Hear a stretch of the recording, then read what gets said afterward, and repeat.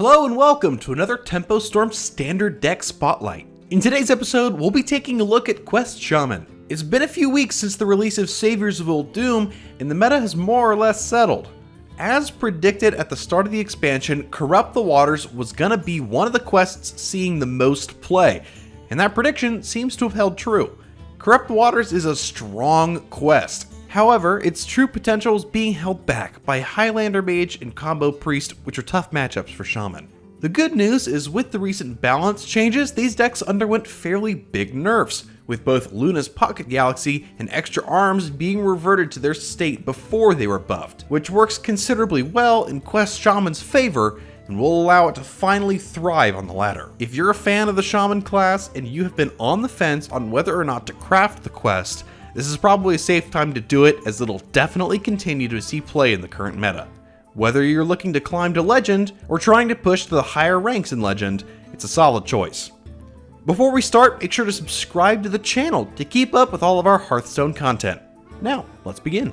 Quest Shaman is a mostly minion-centric deck that focuses on curving out early with Battlecry minions in order to complete the quest and start taking advantage of its powerful effect. Being able to double your battle cries each turn is incredibly strong and can quickly allow you to snowball. While this deck seems straightforward at first glance, there is surprisingly quite a bit of decision making to be made, especially post-quest completion. Upon completion, you have a lot of options and can generate a ton of value with your hero power from cards like Swamp Queen Hagatha, Barista Lynchin, Volpera Scoundrel, Sludge Slurpers, Evil Rats, as well as spells from the Ethereal Lackeys. However, it's important to keep your hand size in mind, as you often end up getting way too many cards back and could potentially end up overdrawing.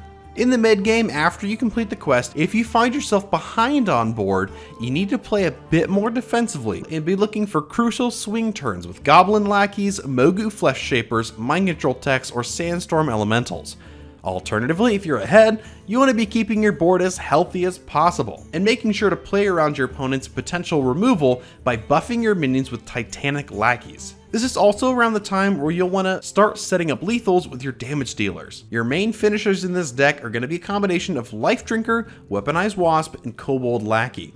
For example, on a turn 10 play, you can go Hero Power, Life Drinker, Kobold Lackey, and Weaponized Wasp for a total of 16 damage. You can obviously use a variation of these cards depending on how much mana you have, but in general, these are the cards that are going to help you close out the game. In the more control-based matchups, it might be a bit more difficult pushing for lethal early. You'll often have to resort to a more value-oriented approach by generating good cards off of Swamp Queen Hagatha that can aid you in getting more resources to bait out removal. In most cases, you'll have to be a bit more patient and close out the matches with a big Shutterwalk in the late game. As with all decks, mulligans are going to differ based on specific matchups, but we'll look at the general mulligan with this deck. If you're going first, you're always going to be playing your quest, so look to have a solid 2-drop follow-up such as Questing Explorer, Novice Engineer, Evil Cable Rat, Evil Totem, or even Sludge Slurper and a Lackey. Questing Explorer is by far the best 2-drop early on, as you're able to cycle through your deck while simultaneously aiding in completing your quest. You definitely want to be playing him as early as possible because after quest completion, they hold little to no value. A good follow-up on turn 3 would be a Bog Slosher into your Questing Explorer and then replay it on turn 4 with another 2-drop. If you're going second, the mulligan will still generally be the same, but being on coin can allow you to coin out Evil Totem right away on turn 1 instead of playing your quest, and instead allows you to play it on the following turn with a Lackey. It's going to be really strong early, especially if your opponent can't remove the totem. If you generate at least 2 Lackeys from it, you'll be able to complete your quest a lot faster.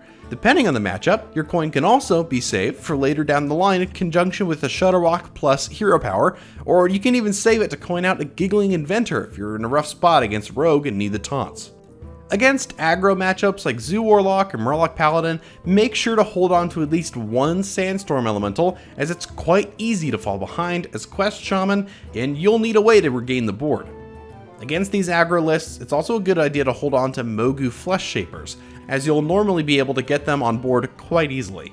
If you're able to get a value trade with a Mogu followed up with a mutate on it, depending on what 8-drop it transforms into, it can potentially be devastating for your opponent and win you the game on the spot. Speaking of the mutate package, the other targets besides the Mogu Flesh Shapers that you're going to be looking to hit are your 2/1 minion from Giggling Inventor, or the 1/1s from your former champs. Some people have been skeptical on the mutate version, but the value and the swing turns you can generate are so hard to pass up on. If you don't want to run the full package, the former champs are a bit slow in some matchups and could definitely be cut from the list for utility cards, such as Defender of Argus versus Aggro Rogues, or Earthshock against matchups like Mech Hunter or Priest. Overall, Quest Shaman is definitely a solid archetype that was in a decent spot before the nerfs and has become even stronger with the recent changes due to 2 of its hardest matchups being taken down a notch. We're curious to see how the deck list continues to perform on ladder and how it evolves based on decks that aim to counter it. If you enjoyed this deck spotlight, don't forget to like the video and subscribe to the channel, and let us know in the comments what other decks you'd like to see us cover in upcoming spotlights. Until next time.